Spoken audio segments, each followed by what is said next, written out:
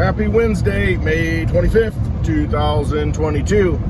And I'm gonna look a lot better today compared to how I'm gonna look tomorrow.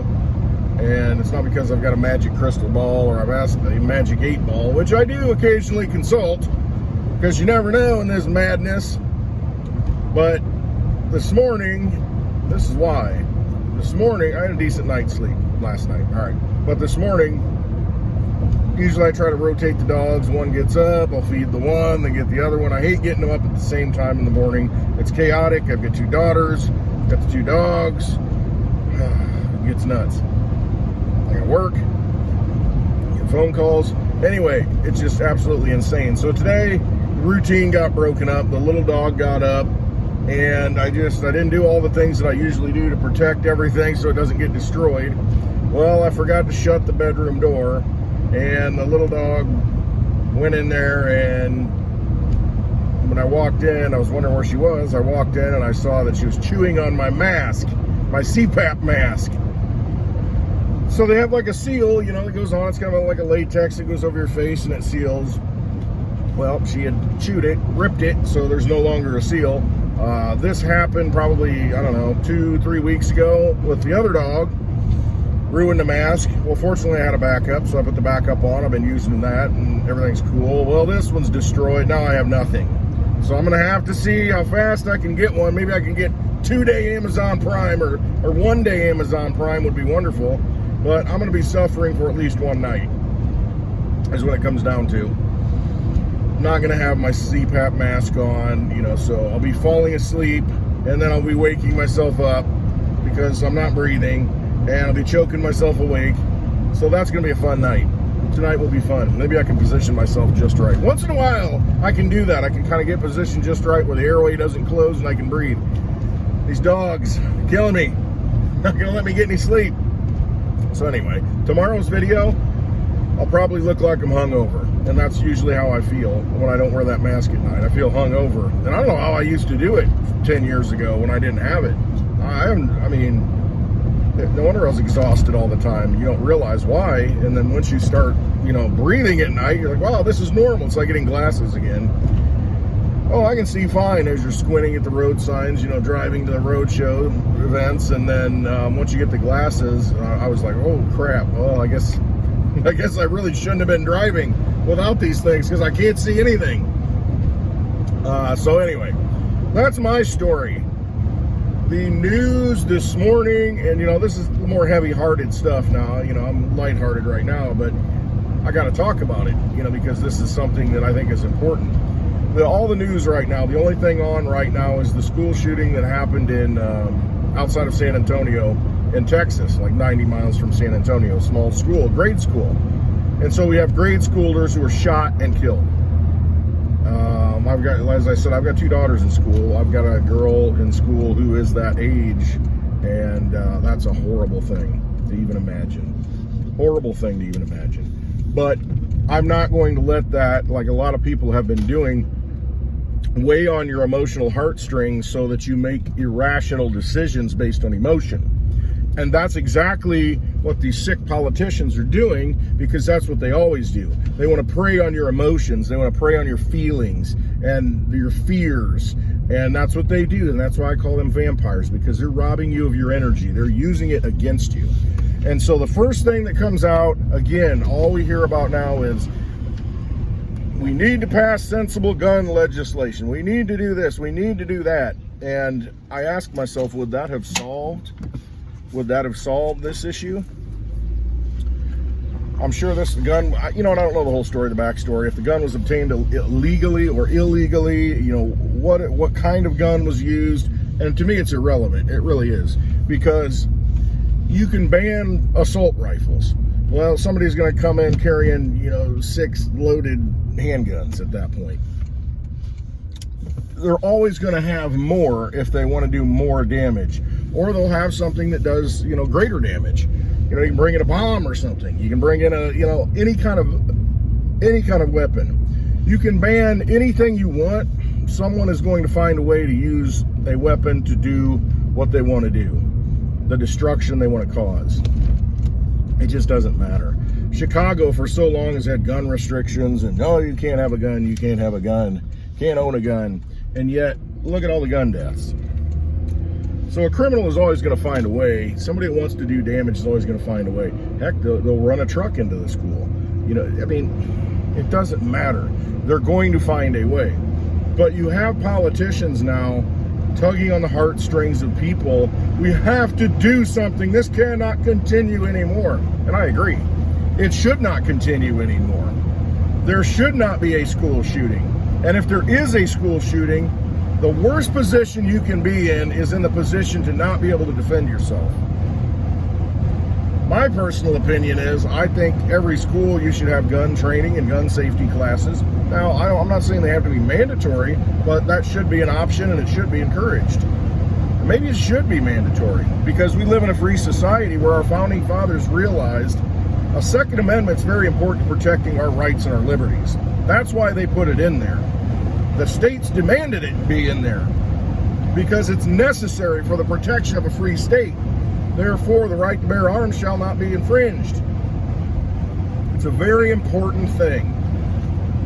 If you don't have the ability to fight back against a tyrant, then you're done. You're done. So these schools, again, I'm sure it was a gun-free zone. Well, it didn't stop somebody from bringing a gun in. So what good does the little sticker on the window say? You know, most of the schools I go around to, they've got the little sticker with the handgun, you know, and the circle and the cross through it, or the mark through it that says, you know, it's a gun-free zone. You don't. All of these shootings happen in gun-free zones. Why is that? Well, what was it? Willie Loman said, you know, why do you rob banks? Well, because that's where the money is. The targets are going to be the weakest. You know, are you gonna, if you're a common thief walking down the street, are you going to, you know, try to, you know, rob somebody my size, or are you going to rob grandma with her purse that's barely making it down the street? You know, is it worth it? No. They're going to find the easy prey, find the easiest targets.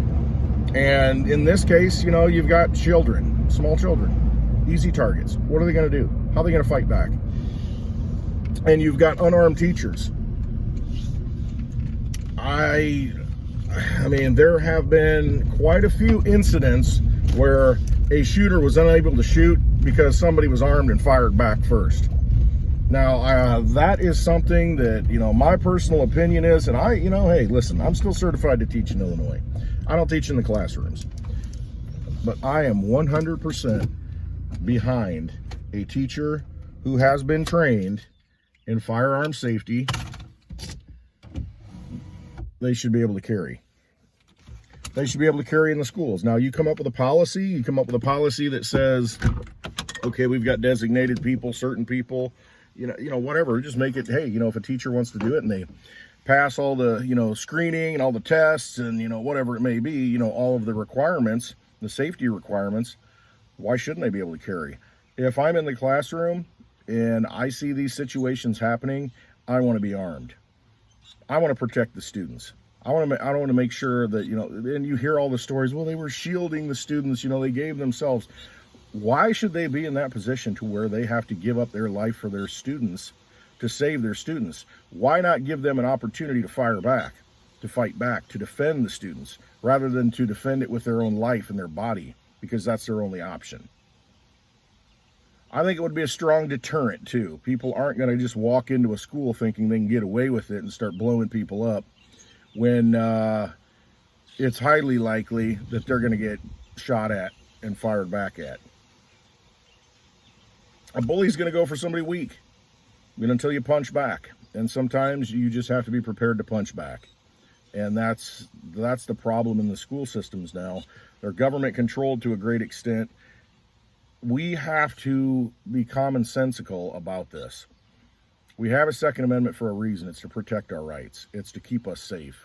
It's the last means of protection we have. It's such a close physical thing to where, you know, if there's nothing left, you at least have that, you know, equalizer. You know, if you're a 75-year-old man and say, I don't care if you're the greatest fighter in the world. I don't care if you're Mike Tyson. I mean, when you get to a certain age, you know, how are you going to fight somebody off? It doesn't matter who you are. When you get old enough to where your body deteriorates and you can't fight like you used to or defend yourself physically like you used to, tell you what, having a firearm at your side is a pretty good equalizer. You know, nobody's got the right to take your life. And if they try to do that, you've got every right to defend yourself, right to the very end. We're not giving these people the right to defend themselves. These kids didn't have the right to defend themselves. Teachers didn't have the right to defend themselves. That was taken away from them. That's ridiculous. They need to be defended. They need to be able to fight back when they need to. That's just simple stuff. So you just put in policies rather than saying, hey, we need to ban everything, which doesn't solve anything. There's always a tool. There's always a weapon someone can use. It does not, these laws don't mean anything. They said it was a gun-free zone. Did anybody follow that law, that rule? No. Chicago, as I said, how many shooting deaths do we have? And they're all illegal guns. Law didn't stop anything. Only people can stop things. We give power to everything. And it's a tragedy to see something like this happen again. Yet to go the other way, to where you say, well, you know, we need to make sure people don't have the right to defend themselves, and go extreme the other way is a problem. Education's the key, just like everything else, just like in cryptocurrency. Education is the key to understanding everything. Overcome that fear, that ignorance, that lack of knowledge. Once you educate yourself, in this case, you know, a weapon or a firearm, educate yourself what it does, what it can do, and how powerful it is, and how you don't ever want to use it, but you're prepared to if you need to.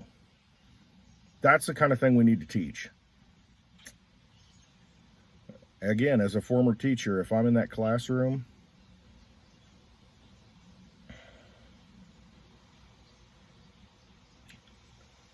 not being able to fire back, man, put yourself in that position. How bad would you want to have the opportunity to protect yourself and those students at that point? And you were told you couldn't do it. Because it's a gun-free zone. It's safe. No, it's not. It's never safe.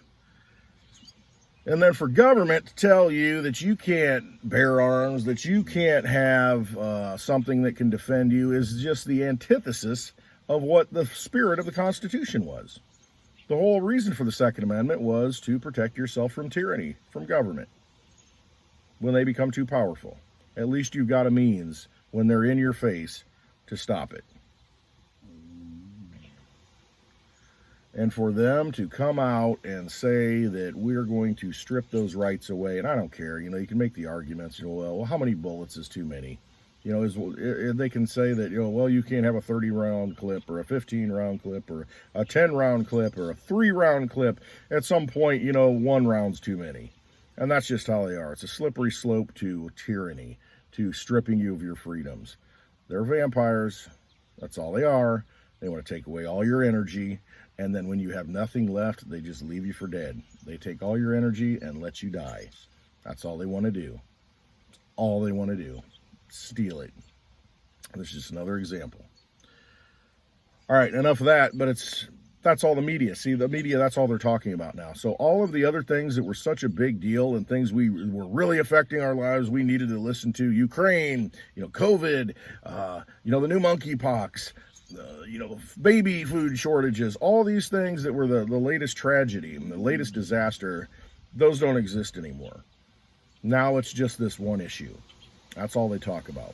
So you see, they steer the narrative, they steer your thinking and what you should be concerned with on a given day. Start thinking for yourselves. Quit listening to that garbage. Yeah, things happen. Bad things happen all the time that never get reported, never get talked about. There are human tragedies every day that nobody talks about, but they exist. Well, but you know, the mainstream news isn't reporting on it live in Texas. Wonderful things happen every day too. Far more wonderful things than the bad. But how often is that reported? You see it every day when somebody buys you a meal in line at a fast food restaurant. And it's like, oh, the guy ahead of me paid, you know, or you paid for somebody. Did something nice. And made somebody's freaking day, man. Nobody talks about that, though. That doesn't get reported. Hold the door open for somebody that's got their hands full. Thank you. Holy cow. Walk the dog up. You know, when I drop my daughter off, and the lady's always got to hold her every day. She says, oh, you know, and it makes her day. Makes her day. She just loves it. You have therapy dogs. You have therapy animals. I mean, there are things that can bring light into this world. And does anybody talk about those little things? No, because it's not on the mainstream news, and there's only so much time that they can talk about. And what gets the most views? What's the exciting thing? Just like an accident, everybody slows down to see what happened. And that's just what happens. And human nature is we want to see, I guess, the horror shows, and that's why horror movies are so popular. It's just we want to see that for whatever reason. It's in us, and the media feeds on that because they're vampires too. They're all vampires. That's what they do. They just feed on us. They feed on our energy. We give them the power.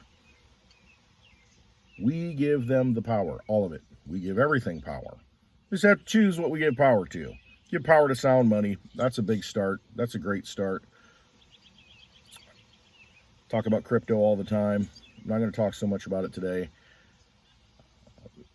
I think today is just a day to realize what your real power is and what you give your energy to. Because what you give your energy to, it feeds on it and it grows. Choose what you feed and don't feed.